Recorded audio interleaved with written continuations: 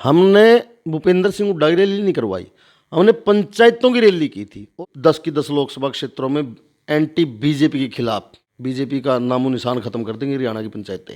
मंत्री चाहे ना किसी गांव की ग्रांट कटवा सकता ना बढ़वा सकता है। मंत्री देवेंद्र सिंह बबली हैं, इनसे आपके संबंध पहले मधुर रहे हैं। सरपंचों को चोर बोलते हैं। आपके चुनाव में भी इन्होंने मदद की। मेरा मकसद पहले वो लड़ाई को पार लगाना है। अच्छा।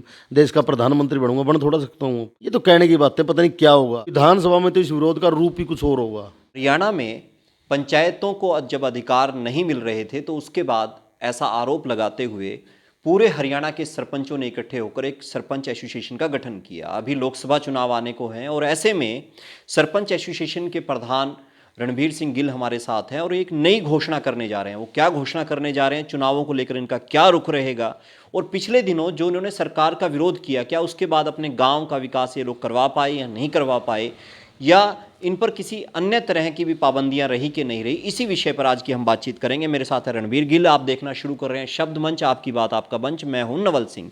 तो जी, स्वागत है आपका। नमस्कार जी, आपके और आपके चैनल के दर्शकों को राम राम। अच्छा गिल साहब, एक बात बताइए, सीधा मुद्दे पे आते हैं।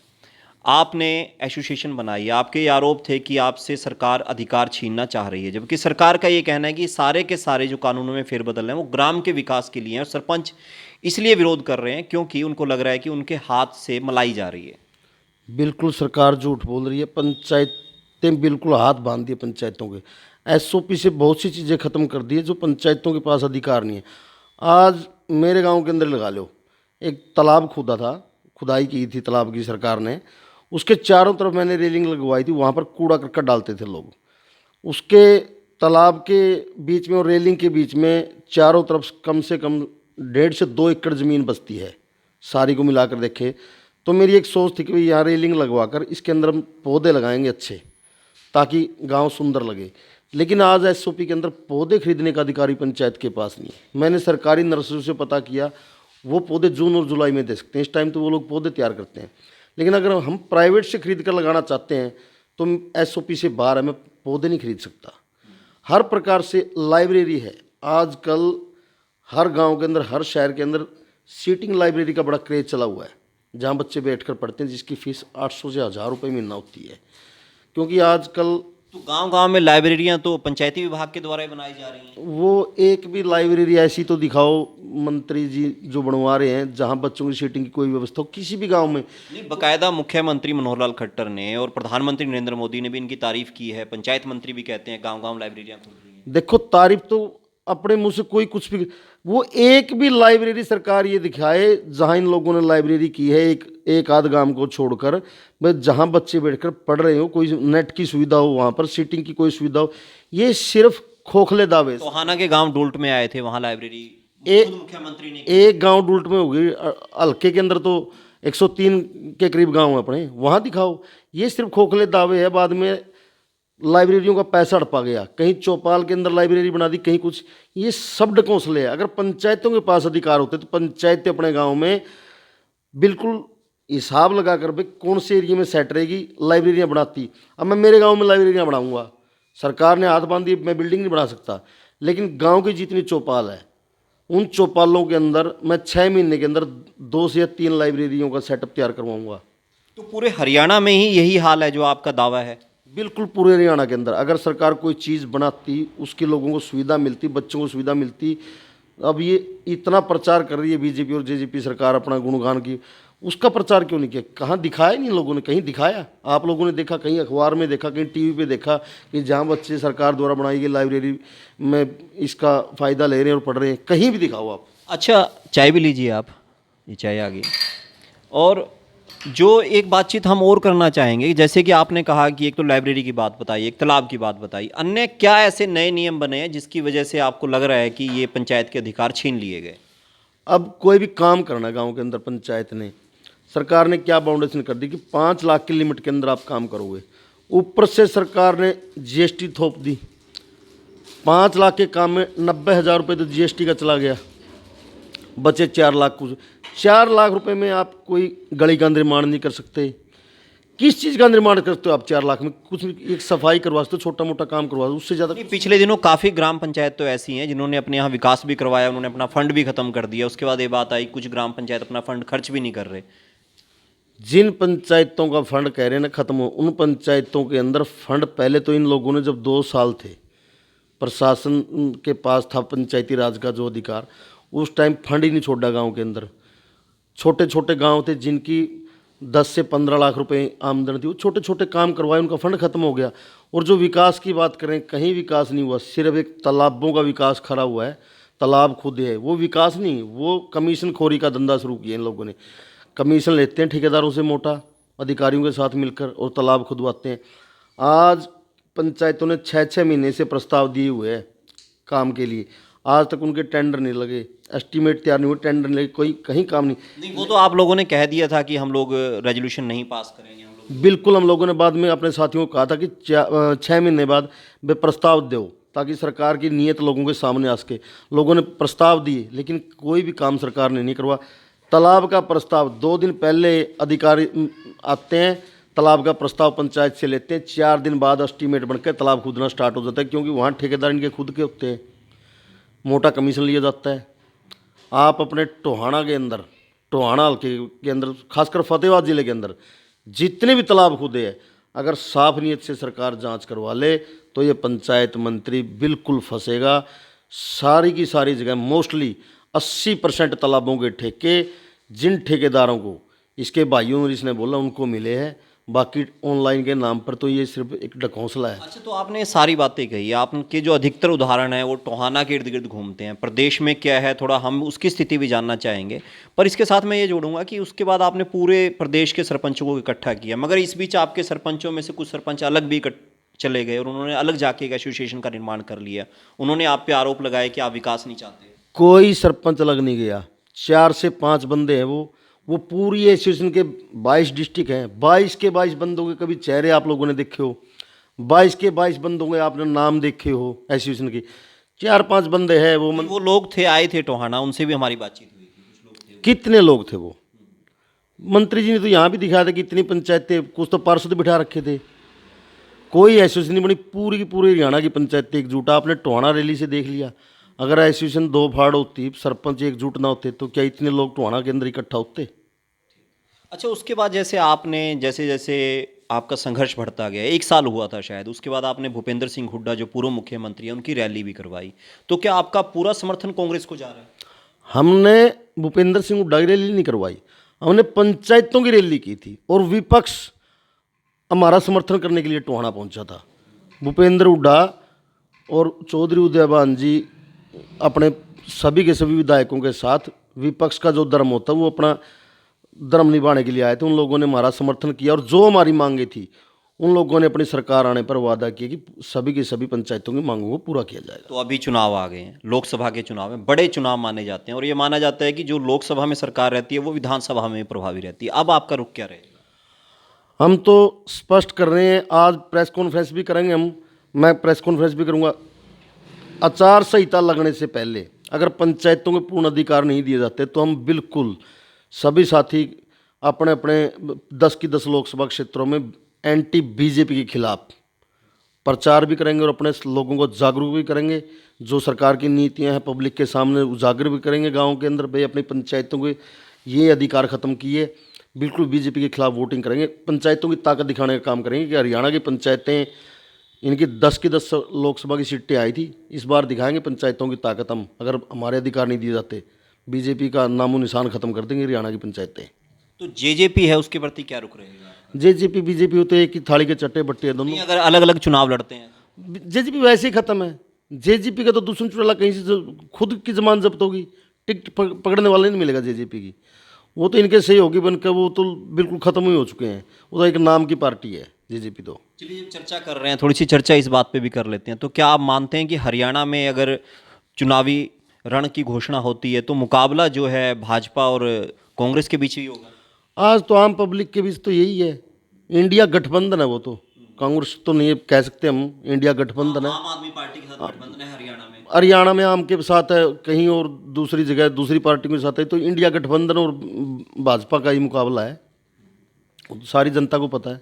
तो ऐसे क्या इस मंच के माध्यम से अब हम बैठ के बातचीत कर रहे हैं तो क्या ये माना जाए कि जब अगर आप ये बात करेंगे, इससे पहले भी आप कई बार बातचीत कर चुके हैं और इसमें अगर बात सिरे नहीं चढ़ती, आपकी जो चेतावनी है या आप कहें कि जो अनुरोध कर रहे हैं वो नहीं माना जाता, तो पूरी तौर से बीजेपी के विरोध में जाएंगे? बिल्कुल जी, जिन लोगों ने हमारी पंचायतों को ख़त्म किया और हमारे गांव देहात को बर्बाद करने को, उनके खिलाफ जाएंगे बिल्कुल। क्या क्या तरीके अपनाएंगे विरोध के? हम बूथ स्तर पर अपने पंचायत के मेंबरों की जिम्मेवारी लगाएंगे, अपने अपने साथियों की जिम्मेवारी, बूथ स्तर पर बिल्कुल इनके खिलाफ लड़ाई लड़ने का काम करेंगे हम। अच्छा, अभी इससे जुड़ते हुए सवाल पे थोड़ा और बात करते हैं कि हाँ जी, बताएं। हमारी कोशिश है कि पंचायतों के अगर अधिकार नहीं जाते, हम पूरे हरियाणा के अंदर इनको गांव के अंदर कोई भी पंचायती चौपाल है, धर्मशाला है, बीजेपी को प्रचार के लिए उन जगहों का इस्तेमाल भी नहीं करने देंगे हम। आप उनको कैसे रोक सकते हैं? बिल्कुल, हम पंचायत मालिक अपने गांव की चौपाल जब पंचायत लिख के देगी डीसी साहब को, तो पंचायत की मंजूरी के बगैर कोई काम नहीं कर सकते, वो कोई प्रचार नहीं कर सकता। नहीं, वो तो वैसे भी है, सरकारी संपत्ति पे चुनावी सभाएं नहीं होती। नहीं नहीं, जो जैसे चौपाल में करते हैं, कम्युनिटी सेंटर है, गांव जो पंचायत के अधीन, जो गांव का चौक है, हम लिख के देंगे बिल्कुल। अच्छा, आप गांव के चौक पे भी पंचायत नहीं? बिल्कुल भी नहीं करने देंगे इनको प्रचार। क्यों करने देंगे? गाँव हमारे है, जो लोग हमारे गांव को ख़त्म करना चाहते हैं हम तो उनकी जमकर खिलाफत करेंगे। हम तो पहले भी अपने गांव के अंदर नहीं करने दिए प्रोग्राम इन लोगों को। पंचायत की जो भी है, कोई इनका वर्कर अपने घर बुलाता है वो बुलाओ, हमें कोई एतराज़ नहीं है। अच्छा, आमतौर पे इस तरह के आरोप भी आते हैं सरपंच साहब कि कई बार सरकार का दबाव आता है, या इस तरह का आपके साथ भी होता है कभी? देखो, दबाव की मेरे ऊपर तो किसी का कोई दबाव नहीं आया, ना मैं दबाव मानूं। दबाव क्यों मानेंगे? हम अपने गांव के लोगों ने चुने, हम अपने गांव की जनता का दबाव मानेंगे। सरकार किस चीज़ का दबाव देगी? हम अगर कोई गलत काम करेंगे तो सरकार उसके हमारे खिलाफ करे कार्रवाई। हम दबाव किस चीज़ का मानेंगे? जनता के चुने हुए प्रतिनिधि हैं हम अपने गांव की जनता का दबाव मान सकते हैं, सरकार का दबाव नहीं मानेंगे किसी प्रकार। सरकार के साथ अपनी ये इतनी दौर की बातचीत हुई, क्या आप उनको बात नहीं समझा पाए अपनी? सरकार समझना नहीं चाहती। मुख्यमंत्री जी को स्पेशल, हम 5 व्यक्ति थे उस रूम के अंदर, मेरे को अकेले को बुलाया गया था। मुख्यमंत्री जी, मैं और सीआईडी चीफ आलोक मित्तल और 2 मुख्यमंत्री के ओएसडी थे, मैं उनका नाम नहीं जानता, और एक चांदराम शर्मा जी थे जो हरियाणा के बिजली विभाग के समन्वय अधिकारी हैं। 5-6 बंद। मैंने मुख्यमंत्री जी को बिल्कुल क्लियर कहा था कि मुख्यमंत्री जी, जो प्रणाली आप लागू करना चाहते हो ये भ्रष्टाचार की बिल्कुल जन्य, इसमें कमीशन खोरी होगी। मैंने इतना लग कहा था कि आप एक काम करो, गांव में आधे काम आप ई टेंडरिंग से कराओ, आधे पंचायतों से। अगर पंचायतों से बेटर काम आपका ई टेंडरिंग से हो तो आप लागू कर देना, हम आपका साथ देंगे। लेकिन इस चीज़ पे आना नहीं चाहते वो, बिल्कुल इस चीज़ के पक्ष में कि हम तो ई टेंडरिंग लागू करेंगे। पता नहीं क्या पाठ पढ़ा रखे मुख्यमंत्री जी को, या मुख्यमंत्री जी मिले, ये सिर्फ कमीशन के लिए शुरू किया गया। आज आप सरकारी दफ्तरों, आपको लगता है मुख्यमंत्री जी को किसी और ने पाठ पढ़ा रखा है? देखो, अधिकारियों का पाठ भी पढ़ाया हो सकता है, क्या पता मुख्यमंत्री जी खुद इसके अंदर सम्मिलित हो, वो तो भगवान जाने या मुख्यमंत्री जी जाने। मैं वैसे, नहीं, ऐसा हो सकता है आप समझा ही ना पाए हो अपनी बात। हमने बिल्कुल समझाया, समझने को तैयार नहीं उस बात को। वो तो एलिगेशन लगाते कि पंचायतें दुरुपयोग करती है। अगर पंचायतें दुरुपयोग करती, 1994 के अंदर पंचायती एक्ट में संशोधन करके पंचायतों को शक्तियाँ दी गई थी। मात्र 26-27 सालों में पंचायतों ने हर गांव के अंदर सारी गलियां पक्की करवाई, और भी जो विकास कार्य करवाए पंचायतों ने करवाए हैं।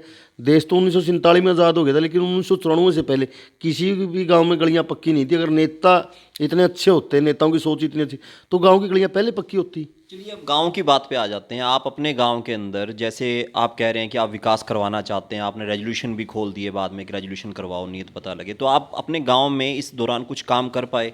बिल्कुल किया मैंने मेरे गांव के अंदर काम। मेरे गांव के अंदर आप स्टेडियम जाके देखो, सारी जर्जर हालत थी। स्टेडियम की रिपेयरिंग करवाई, जो भी होने वाली थी उसका सारे का पेंट करवाया।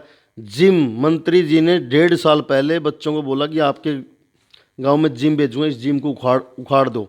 वो पुराना जिम खुड़वा दिया। वो जिम अब मैंने कुछ उसमें नए पार्ट डलवाए, कुछ वो अब मैंने उसको अच्छे तरीके से सेट करवाया। स्टेडियम जाके देखो मेरे गाँव का, तालाब के पास जाके देखो, वहाँ इतने गंदगी के ढेर लगे रहते थे बड़े बड़े। वहाँ जाके देखो आप, रेलिंग लगी हुई, उसके अंदर पौधे लगवाएंगे, उसको साफ़ सुथरा बनाएंगे। कूड़े के ट्रैक्टर गांव के अंदर शुरू कर दिए हैं। गांव की जो पुरानी धरोहर है उनकी रिपेयरिंग का काम चला हुआ है। और वाईफाई से पूरे गांव को कनेक्ट करवाएंगे। पूरा का पूरा गांव वाईफाई से कनेक्ट होगा, जिसमें पर व्यक्ति को जो स्कीम चल रही है अगर वो पास होगी तो 1.5 GB नेट डेली का मिलेगा, जिससे गांव के लोगों को फ़ायदा होगा। ना LED रिचार्ज करवाने की ज़रूरत है, ना मोबाइल का नेट रिचार्ज करवाने की ज़रूरत है, कॉल करने के लिए भी इंटरनेट से बात कर सकते हैं। तो ये जितने काम हैं आप बता रहे हैं, विकास तो हुए हैं आपके गांव के अंदर, तो ये विकास भी तो सरकार के पैसे से ही हुए होंगे ना?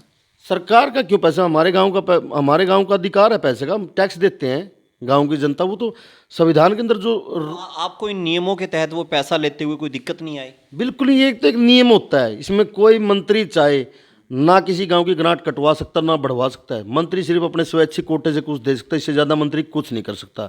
ऐसे तो फिर अगर मंत्रियों की चले तो मंत्री तो जिस गांव के साथ उनकी नहीं बनेगी उस गांव को तो बिल्कुल। तो इस तरह से पूरे प्रदेश में जो आपके साथी हैं, कार्यकारिणी के और भी सदस्य हैं, तो उन्होंने भी विकास करवाया इसी तरह से? हाँ, लग रहे जिनके जितनी ग्रांट आती है उस हिसाब से सभी साथी काम करवाने पे लगे हुए हैं। सब पढ़ी लिखी पंचायतें हैं, काम करवाने पे लगी हुई, अच्छे काम करने लगे हुए हैं अपने अपने गांव में सभी साथी। तो सरपंच साहब, इसके साथ लगते हुए ये भी बता दीजिए, ये तो काम आपके करवा दिए, इन नियमों की वजह से क्या क्या दिक्कतें आई जो आप महसूस करते हैं, थोड़ा वो बता दें। इन नियमों की वजह से बहुत सी चीज़ें नहीं कर सकते। क्या क्या नहीं कर सकते? लाइव किसी भी भवन का निर्माण नहीं कर सकते। आज ये कह दे कि ये तो जिला, कुछ अधिकार जिला परिषद को दे दिए, कुछ ब्लॉक्स में नए भवनों का निर्माण नहीं कर सकते, एक बात भवन मान ले कोई बिल्डिंग का निर्माण नहीं कर सकते, सिर्फ रिपेयर कर सकते हैं हम। रिपेयर कर सकते हैं। सबसे बड़ी दिक्कत, कोई गांव में धर्मशाला बनवानी है, आज धर्मशाला बनाने का अधिकार पंचायत समिति के पास है। भाई पंचायत समिति का चेयरमैन की मर्जी हो, मेरे गांव में बनवाए ना बनवाए, मैं उसको बाध्य थोड़ा कर सकता हूँ। मैं मेरे गांव का सरपंच हूँ, मेरे गांव की पंचायत के पास अगर अधिकार होता तो हम तो जहाँ जरूरत है धर्मशाला बनाएगी वहाँ धर्मशाला बनाते, जहाँ लाइब्रेरी की जरूरत है लाइब्रेरी बनाते। एक तो ये बात होगी, और क्या दिक्कत है? और 5 लाख की लिमिट है, उसके अंदर आप देखो 5 लाख में GST कट के क्या काम करवा सकते हैं, कोई पूरी गली का निर्माण नहीं करवा सकते। बहुत सी ऐसी चीज़ें हैं जो बिल्कुल ख़त्म कर दी गई है। अब अगर मेरे पास पूर्ण अधिकार होते और ये लड़ाई ना लड़नी पड़ती जो 1.25 साल खराब हुआ है, तो मेरे गांव की जो मैंने लोगों से वादे किए थे ना, मैं 70% वादे अब तक 1.25 साल के अंदर ही पूरे कर चुका होता। मैंने लोगों से वादा किया था कि गांव में मेरी, अगर मैं सरपंच बनता हूं तो गांव के अंदर शराब बिल्कुल भी नहीं बिकेगी 5 साल। और वो 10 दिन के अंदर ही पहली पंचायत की मीटिंग में मैंने बंद करवाई थी। गांव के अंदर 20 से 25 खुर्दे थे, कोई खुर्दा स्टार्ट नहीं है, गांव के अंदर कोई शराब का ठेका नहीं है। मेरे गांव के अंदर शराब के ठेके के कारण 3 मर्डर हुए थे, 3 नौजवान बच्चों की मौत हुई, कुछ जेल में पड़े हैं, 7-8 घर बर्बाद हुए। वो समस्या ख़त्म की। उसके बाद सफाई की मैंने बोला था, सफाई की मैंने कूड़े को लगवा दिए। नेट के बोला था, नेट से वाईफाई करवाने लग रहे हूँ। लाइब्रेरियों को बोला था, लाइब्रेरी बनवाऊंगा गांव के अंदर, चौपालों के अंदर अपने हिसाब से करेंगे। सरकार ने तो बाध्य कर दिए। बहुत सी ऐसी चीज़ें हैं। मैंने लोगों को पहले बोला था कि आज अपने गांव की तस्वीर देख लो चारों तरफ की, और 5 साल के बाद देखना मेरे गांव से गंदगी को मैं बिल्कुल ख़त्म करूंगा।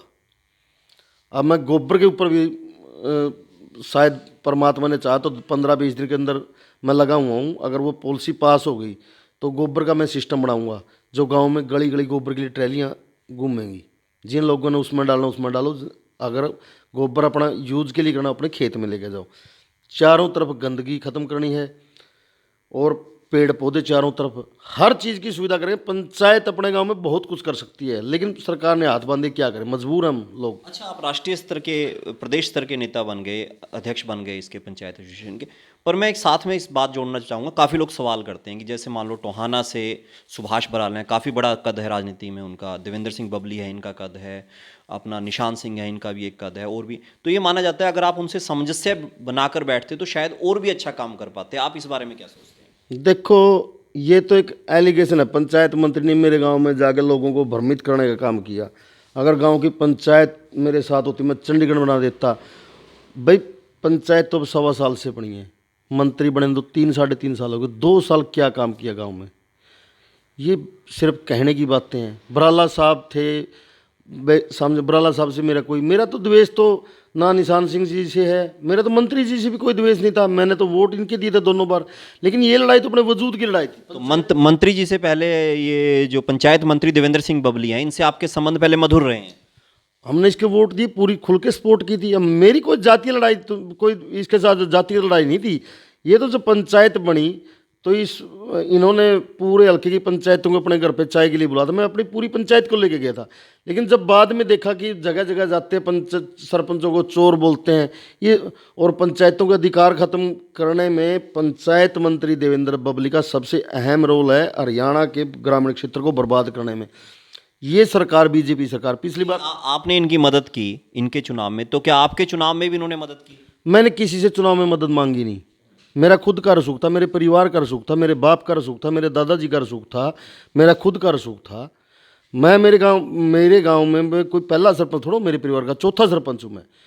मेरे फादर का तो पूरे हल्के में रसूख था, मेरे दादा का, हमारा परिवार का तो शुरू से ही पूरे आसपास के लोग, हमारे गांव में छोड़ो आसपास के गांव में भी रसूख हमारा शुरू से। इस तरह की आपने अपनी पृष्ठभूमि भी बता दी, और आमतौर पे ये माना जाता है कि रणबीर सिंह गिल या इनके परिवार के लोग आगे विधानसभा चुनाव भी लड़ने के इच्छुक हैं। इस बारे में क्या कहें? देखो, विधानसभा के चुनाव में 1 साल है अभी, इसके बारे में मैं कुछ नहीं अभी कहना चाहता। ये तो बाद की बातें हैं। मेरा मकसद है पहले जो मैंने लड़ाई स्टार्ट की थी, मैं अपने रास्ते से नहीं भटकना चाहता। जो ग्राम पंचायतों के अधिकारों की लड़ाई मैंने शुरू की थी, टोहाना से स्टार्ट करके पूरे हरियाणा के लोगों को इकट्ठा किया था, मेरा मकसद पहले वो लड़ाई को पार लगाना है। अच्छा, अभी आपने मैं पूरे हरियाणा की पंचायतों के अधिकारों को बचा के मैं अपने साथियों के साथ मिलके, आज मैं अपने निजी स्वार्थ में अपना रास्ता भटकूं, वो गलत लोगों के साथ धोखा है। विधानसभा का चुनाव में 1 साल पड़ा, देखें क्या होता है। रणबीर जी, एक बात बताइए, आप पूरे हरियाणा का आप प्रतिनिधित्व कर रहे हैं, तो क्या आप जैसे एक घोषणा कर रहे हैं कि अगर अभी तक आपकी बातें नहीं मानी गई तो आप लोकसभा में बीजेपी का पूर्णतः बहिष्कार कर देंगे, तो आपको लगता है आप इतने मजबूत हैं, इनको 10 सीटों पर टक्कर दे पाएंगे? बिल्कुल जी, मजबूत क्यों नहीं हम। गांव की पंचायत से ऊपर तो कुछ होता ही नहीं। हरियाणा की पूरी पंचायतें हम एकजुट है। हम लोग अपनी 40% लड़ाई जीत चुके हैं सरकार से। जो सरकार कहती थी ना हम एक कदम पीछे नहीं उठाते, 2 लाख से 5 पे लेगा इनको, 5 से इन्होंने 5 काम की बाउंडेशन थी, 50% फंड पे आए। बहुत सी बातों में झुकेंगे, धीरे धीरे झुकेंगे। लोगों की आदत है भाई, ये काम भी करेंगे, लेकिन इन लोगों को का करने का तरीका ऐसा है, ये काम भी कर देंगे बाद में, लेकिन उसका श्रेय नहीं ले सकते ये लोग। अच्छा, एक चीज़ और बताइए, जैसा वक्त है, जैसा माहौल है, बताया जाता है राम जन्मभूमि जो मंदिर है वो पूर्ण हो चुका, मोदी वेव अभी भी मानी जाती है और कहा है मोदी का जादू है, तो इससे कैसे टक्कर ले पाएंगे आप? हम अपने अपने गांव में अपने अपने लोगों को समझाइए, ये तो राम जन्मभूमि, ये तो चलो मंदिर बनाया अच्छी बात है, लेकिन ये तो एक धर्म के नाम पे एक राजा का कर्तव्य नहीं होता है कि धर्म के लोगों को बहकाए। ये तो वोट की राजनीति कर रहे हैं, ऐसा कुछ। रामचंद्र जी तो पहले भी यहीं थे। और गांव के अंदर तो आप भी गांव से हो, एक चीज़ देखो, कोई भी काम करता है गांव में 36 बिरादरी के लोग सबसे पहले कहते हैं ले राम का नाम। लोग तो राम, लोग फिर जुड़ गए ना, दिल से जुड़ गए। नहीं जी नहीं, ये इन लोगों का वहम है। ये तो वोट के लिए लोगों को 370 बीजेपी कह रही है हम लेंगे, 400 से पार गठबंधन के साथ जाएंगे। देखो जी, कहने को क्या, कोई कुछ भी कहे। जो मैं कह दूं मैं देश का प्रधानमंत्री बनूंगा, बन थोड़ा सकता हूँ। ये तो कहने की बात है, पता नहीं क्या होगा। लोग अब इनके बहकाव में नहीं आएंगे। ये तो जात पात की राजनीति, मेवात के अंदर दंगे सारी पब्लिक के सामने हो गए कि सरकार का प्री प्लान था। हर प्रदेश के अंदर आरएसएस के, हर शहर के अंदर आरएसएस के लोग घूमे, मुल्लों को काटो। भाई मेवात के अंदर दंगे हो रहे हैं, टोहाना के अंदर जो मुस्लिम भाई रह रहे हैं उनका क्या कसूर है। ये तो एक पूरे प्रदेश को जलाने की कोशिश थी, लेकिन जब खापों के लोग, किसान संगठन सामने आए तो ये लोग डर गए। संघ वाले, भाई ये लोग आप लोगों को जूत पड़ेंगे, इसके कच्चू पड़ी, तो पूरा प्रदेश को जलाना चाहते थे। तो जैसे आपके विचार हैं, आपके एसोसिएशन के लोगों के भी ऐसे विचार हैं? बिल्कुल, हम सभी एकजुट है। आप एक चीज़ देखो, अभी आपने कोई बैठक करके ये बात सोची है कि हम बहिष्कार करेंगे बीजेपी का अगर मांगे नहीं मानी, तो ये आपका अपनी अभी एक मैसेज दे रहे हैं? हमारे साथियों से बातचीत होती रहती है हमारी, और ये तो हमारा तो सबका शुरू से ही सोच है हमारी। ऐसे ऐसे साथी हमारी एसोसिएशन में जो 1988 से लेकर आज तक बीजेपी के बगैर किसी का वोट नहीं डाला, लेकिन अपने गांव के लिए सभी साथी एकजुट है। आप एक चीज़ देखो, कोई राजनीतिक पार्टी कोई रैली करती है, कितना प्रोपेगेंडा करती है, शराब देती है लोगों को, बसें देती है, फिर भी ये लोग भीड़ नहीं जुटा पाते। हम लोगों ने पहले टोहाना के अंदर 10 दिन के अंदर ही मैं घूमा था पूरे प्रदेश में, पूरे हरियाणा की पंचायतें टोहाना पहुंची। उसके बाद 2 बार पंचकुला हमारी कितनी संख्या थी, उसके बाद अब टोहाना के अंदर रैली करी हमने। आज तक किसी पार्टी की ऐसी रैली हुई है मजबूत जो टोहाना के अंदर पंचायतों की रैली थी। हम सभी साथी एकजुट है। ये सब नौजवान सरपंच है, और मेंबर पंचायतों के सभी नौजवान हैं, सबकी सोच अपने अपने गांव के प्रति बढ़िया है। वे गांव में अच्छे काम करें और नाम कमाएं, क्योंकि हर व्यक्ति एक चीज़ चाहता है, समाज कोई मौका देता ना तो समाज में कैसी छाप बनानी चाहिए इंसान ने, भाई वो था फलाना बंदा ऐसे काम करे। मेरे दादाजी 1973 में सरपंच बने थे, उस टाइम तो फंड भी नहीं होता था पंचायतों के पास, लेकिन आज तक भी बाद में सरपंच तो बहुत बने। आज भी लोग ये कहते हैं कि भाई रतिराम जी बहुत बढ़िया सरपंच थे।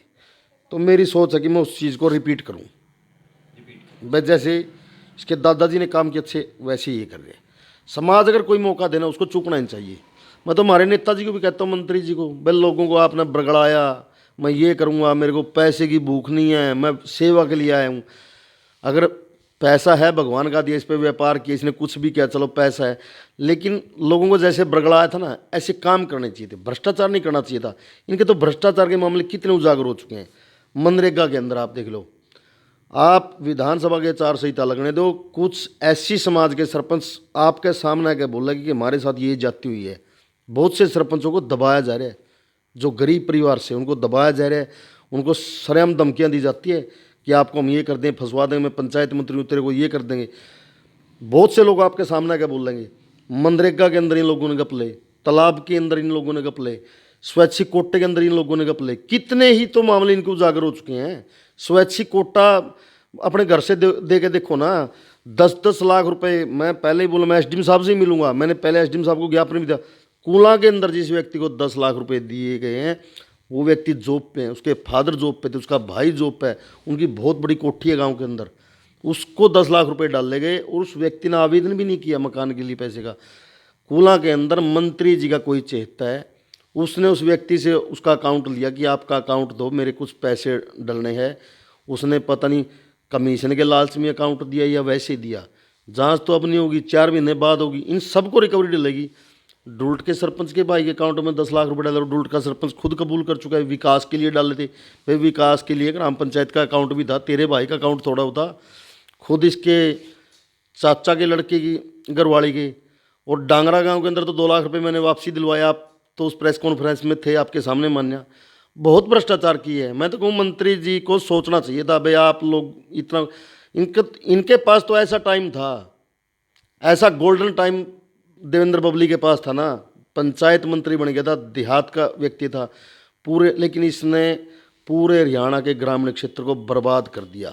ये जो आप लगा रहे हैं तो आरोप हैं, इनमें से कोई सिद्ध तो नहीं हुआ, अभी कोई जांच नहीं हुई, किसी अधिकारी ने के सामने आप साबित ही नहीं कर पाए कोई बात? उसका मैं बताता हूँ आपको। जांच तो मौजूदा सरकार में मंत्री इस करके नहीं। जब इसके गांव के व्यक्ति ने सरेआम आके बोल दिया मेरे अकाउंट में 2 लाख डलवाए थे, वो निकलवा के ले गया राजवीर नाम का व्यक्ति, वो मंत्री का चेतर, फिर वापिस दे दी। इससे ऊपर साबित कैसे करोगे आप? दमकोरा गांव के अंदर मनरेगा का रास्ता बनने से पहले पैसे निकलवाते हो, इससे ऊपर क्या साबित करोगे? और नहीं, जांच का एक प्रोसीजर तो होता है, अधिकारी उसको साबित करते हैं, कागजों का एक आप मेरे साथ चलो, कूला गांव के अंदर मैं वो मकान दिखा देता हूँ आपको जिसको 10 लाख रुपए डाले। वो ठीक है, क्या आपके अधिकारियों से इस बारे में कोई बातचीत नहीं हो रही क्या? भाई अधिकारी बेचारे डरते हैं, गोलमोल कर देते हैं। अधिकारी पंचायत विभाग के जितने अधिकारी है ना वो सभी प्रेशर में है, सभी को दबकाया जाता है। नहीं, जैसे अभी आपने कहा कि आप एसडीएम से दोबारा मिलेंगे, तो किस लिए मिलेंगे अगर अधिकारियों पे विश्वास नहीं है तो? उस चीज़ के लिए मिलेंगे। कूला के व्यक्ति को बुलाए, उसको नोटिस भी दिया था एसडीएम साहब की तरफ से, वो पता नहीं आया। अच्छा, नोटिस भेजा गया? नोटिस भेजा गया था उसको। ये तो जो लिमिट होती है बे हाउस रिपेयर का आप इतना पैसा डाल सकते हो, ये तो आम से आम बंदे को पता है। ये तो मंत्री जी खुद कबूल लिया है, बोला कोठियाँ बनवा दी, बे जड़न होती है, बे कोठियाँ बना दी तू तेरे करता पैसे दे, बे तने कोठियाँ उन 4 चेहते भी बना दी। जो आम गरीब जनता ने तेरे ऊपर ये विश्वास करके वोट डाला था कि वे ये मंत्री जी अच्छे काम करेगा, उन लोगों को, उन गरीब बीपीएल परिवारों को आकर अपने 4 चहेतों को देना है, कौन सा विकास करवाना है? तो बातचीत जो है अलग अलग तरह से चल रही है और कुल मिला के जो इनका ये कहना है कि पंचायत का विकास नहीं हो पाया क्योंकि नियम ऐसे बन गए कुल मिला के। और हाँ, जो भी बातचीत है वो भी आप बता सकते हैं। मैं अपने मंत्री जी ने देख लो, ये पहले जब 3 राज्यों के चुनाव के रिजल्ट नहीं आए थे, कुछ सरपंच साथी मिले थे, पहले मैं कांग्रेस की टिकट ले आऊँगा। 3 राज्यों में कांग्रेस बैकफुट पर चली गई, फिर बीजेपी की कहने लग गया मैं बीजेपी की टिकट ले आऊँगा। अब दूषण चौटाला ने कभी निशान सिंह जी के बारे में गलत बोलना, सरेआम इतनी अभद्र भाषा का प्रयोग इनके भाई ने किया था। शायद नेता तो मैं मानता नहीं कोई भी ऐसे अभद्र भाषा का प्रयोग करेगा, लेकिन अगले दिन उनसे माफ़ी मांग। आप एक चीज़ देखना, ये हर पार्टी को अपनी जेब में समझते, सिर्फ पैसे के बलबूते पे 2024 के विधानसभा चुनाव के अंदर ये व्यक्ति निर्दलीय चुनाव लड़ेगा। मैं दावा करता हूँ इसको कोई भी पार्टी टिकट नहीं देगी। इस पर कौन विश्वास करेगा? कभी दूसरे चौटाला की फोटो लगा देता है, कभी हटा देता है। ये तो खुद बिचड़ा हुआ आदमी है, अपने आप ही डिसीजन में कांग्रेस के लिए आऊँगा। ये तो सबको खरीद, ये सोचता है कि तू पैसे बलबूते पे खरीद लेगा सबको। अरे भाई, सारे लोग बिकाऊ नहीं हुए करते। ये तो मेरे को भी कोशिश करते, सारे लोग भी। आपको कोशिश की, कोई पैसे दिए आपको? मेरे को मिलने की बात कर रहे थे, मैं नहीं मिला। इनके भाई ने, मेरे दोस्त है, मेरे गांव से ही है, मैं चलो नाम नहीं किसी का कैमरे के सामने लेना चाहता। इसके भाई ने 4 दिन उससे संपर्क किया, भाई मेरे को हमसे मिलवाओ। टोहाना जब मैं इकट्ठे करे था, मेरे को नहीं मिलना भाई। मेरे को तो पंचायती राज, अगर आप अधिकार दिलवा सकते हो तो बात करो, वरना क्या फ़ायदा है। आपको नहीं लगता कि ये सारी जो बातचीत है, आपकी जो अधिक चीज़ें इर्द गिर्द पंचायत मंत्री के इर्द गिर्द हो जाती हैं, और कहीं ना कहीं इसका कारण क्या मानते हैं? क्योंकि व्यक्तिगत कभी आपने ज़्यादा समर्थन किया इनका? इसका व्यक्तिगत कारण नहीं है कोई। ये पंचायत मिनिस्टर थे, कलम इनकी चलनी थी।